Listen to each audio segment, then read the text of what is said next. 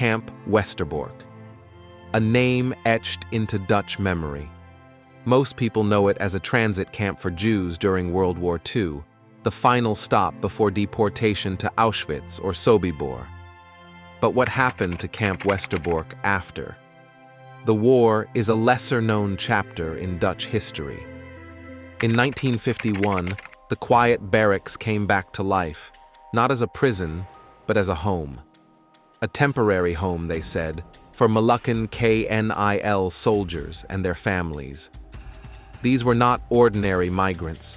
They were colonial troops, men who had served the Dutch crown in the East Indies and now found themselves unwanted in both Indonesia and the Netherlands.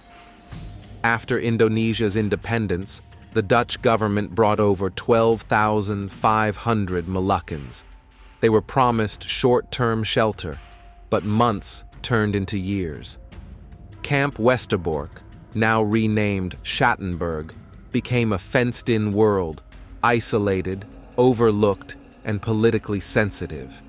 Inside the camp, families tried to rebuild a sense of community. Children went to Dutch schools, but spoke Malay at home. The elders held on to dreams of an independent republic of the South Moluccas. But the longer they stayed, the harder those dreams became to realize.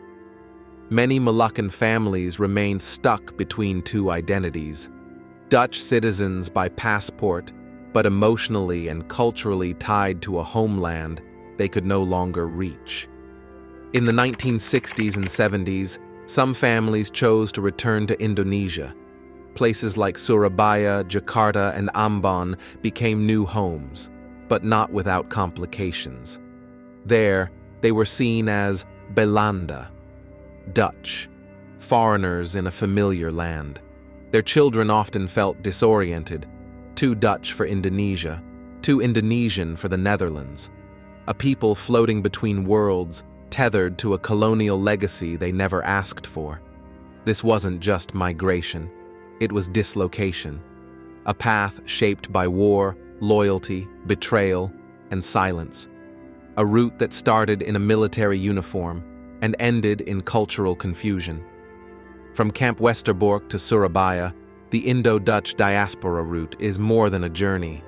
It's a mirror of history, of what nations remember and what they choose to forget. If this story moved you, subscribe to Indo Insight for more untold chapters of Dutch and Indonesian history. Stories that connect, stories that challenge, and stories that deserve to be heard.